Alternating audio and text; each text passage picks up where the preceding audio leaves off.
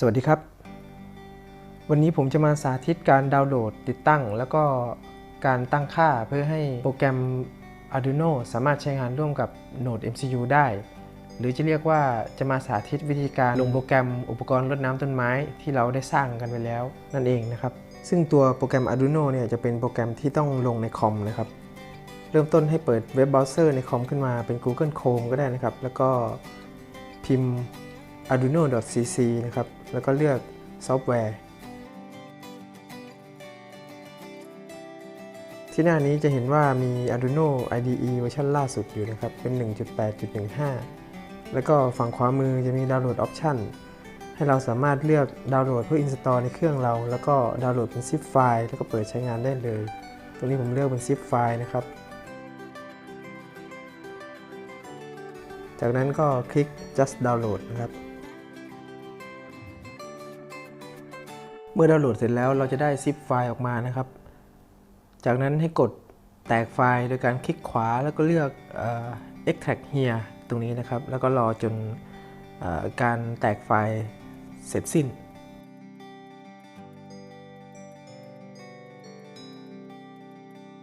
เสร็จแล้วเราจะได้โฟลเดอร์ที่ชื่อว่า Arduino 1.8.15 นะครับให้เปิดเข้าไปในโฟลเดอร์แล้วก็ดับเบิลคลิกไอคอน Arduino ตัวนี้นะครับเพื่อที่จะเปิดโปรแกรม Arduino ขึ้นมา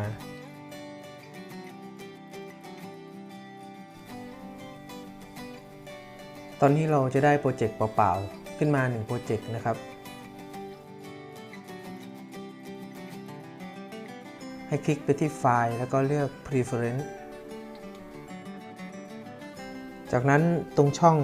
Additional Board Manager URL ให้เราวาง URL ตัวนี้เข้าไปนะครับเดี๋ยวผมจะแปะไว้ให้ที่ใต้คลิปนะครับแล้วก็กดโอเคต่อไปให้คลิกไปที่ Tool นะครับแล้วก็เลื่อนลงมาที่บอร์ดตอนนี้จะสังเกตเห็นว่าบอร์ดที่เราเลือกได้จะยังไม่มี Node MCU นะครับให้คลิกไปที่ Board Manager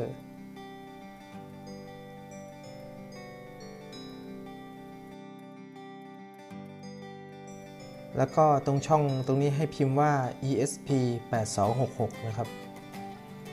จะมีบอร์ด ESP8266 ขึ้นมาแล้วก็คลิก Install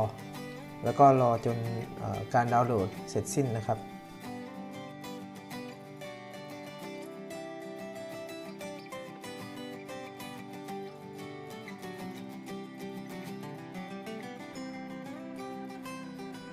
เสร็จเรียบร้อยแล้วก็ให้ปิดหน้าต่างนี้ไปนะครับจากนั้นให้คลิกเลือกไปที่ Tool แล้วก็ลงมาที่บอร์ดจะมี ESP8266 ให้เราเลือก Node MCU 1.0 ตัวนี้นะครับต่อไปให้เปิดไปที่วิดีโอใน YouTube ตอนที่ 3ผมจะมีลิงก์แชร์ซอฟต์แวร์ไว้ที่ตรงนี้นะครับให้คลิกเลือกที่ลิงก์ตรงนี้เพื่อที่จะเข้าไปดาวน์โหลดแชร์ไฟล์นะครับไฟล์ที่ผมแชร์ไว้ให้ก็จะมีอยู่4ไฟล์นะครับเป็นซอฟต์แวร์ของตัว Node MCU 1 ตัวแล้วก็อีก3ตัวจะเป็นไลบรารีที่จำเป็นต้องใช้งานสำหรับโปรเจกต์นี้นะครับก็ให้คลิกไปที่แชร์แล้วก็เลือกดาวน์โหลดนะครับ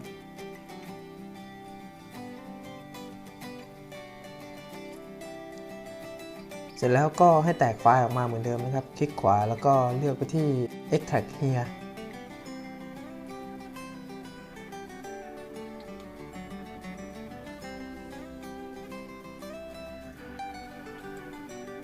เสร็จแล้วให้ดับเบิลคลิกเปิดไปที่ไฟล์ที่เราเพิ่งแตกออกมาเมื่อกี้นะครับแล้วก็เลือกโฟลเดอร์3ตัวที่ชื่อว่า Time Master DHT แล้วก็ Bring Library Master นะครับทั้ง3ตัวนี้จะเป็น Library ที่ใช้สำหรับโปรเจกต์นี้นะครับต่อไปให้ Copy โฟลเดอร์ทั้ง3ตัวแล้วก็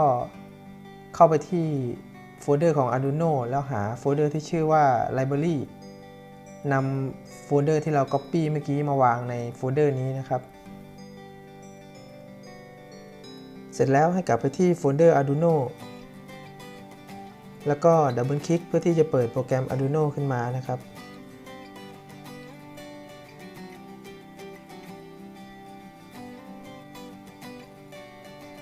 ให้เลือกไปที่ไฟล์แล้วก็ Open แล้วก็ไปเลือกไฟล์ซอฟต์แวร์ที่ชื่อว่า Watering 01 ที่อยู่ในแชร์ไฟล์ที่เพิ่งดาวน์โหลดมานะครับ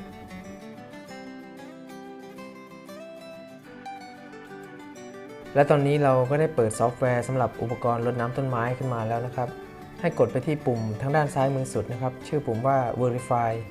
เพื่อดูว่าการ compile ซอฟต์แวร์จะมี error อะไรหรือเปล่าถ้าการตั้งค่าทุกอย่างถูกต้องการ compile ซอฟต์แวร์ต้องไม่มี error เกิดขึ้นนะครับ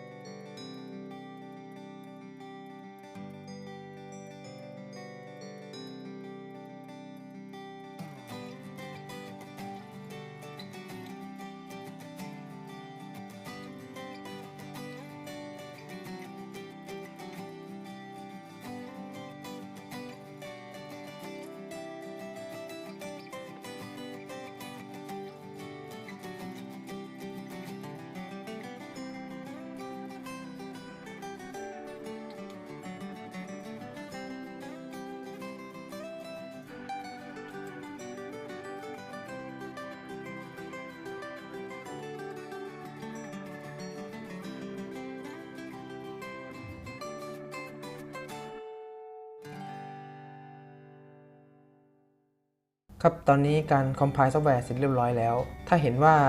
หลังการ compile หน้าตาเป็นแบบนี้นะครับโดยไม่มีแถบสีส้มที่เป็น warning อะไรขึ้นมาหรือ error โผล่ขึ้นมาก็แสดงว่าการ compile ของเราเสร็จสมบูรณ์นะครับสิ่งที่จะต้องแก้ต่อไปก็คือในส่วนของ Blink Token Wi-Fi SSID หรือ Password แล้วก็ Time Zoneตามที่ผมได้อธิบายในคลิปที่ผมเคยทำไว้นะครับให้แก้เป็นข้อมูลที่เป็นของเราก่อนนะครับเสร็จแล้วก็ให้เสียบสาย USB ไปที่คอมพิวเตอร์แล้วก็ต่อไปที่โหนด MCU ตามในรูปนี้นะครับที่หน้าโปรแกรม Arduino ให้เลือกไปที่ Tool แล้วก็ลงมาที่ Port นะครับคลิกเลือก COM Port จากนั้นก็คลิกไปที่ Upload แล้วก็รอจนการอัปโหลดเสร็จสิ้นนะครับ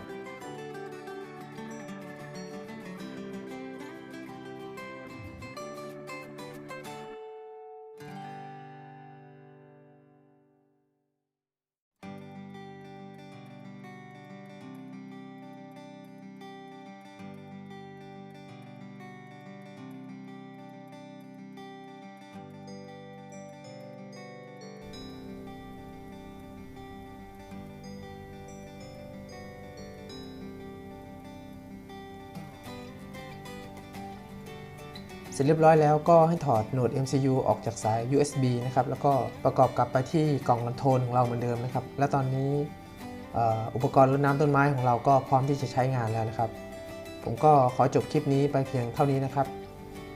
ขอบคุณครับ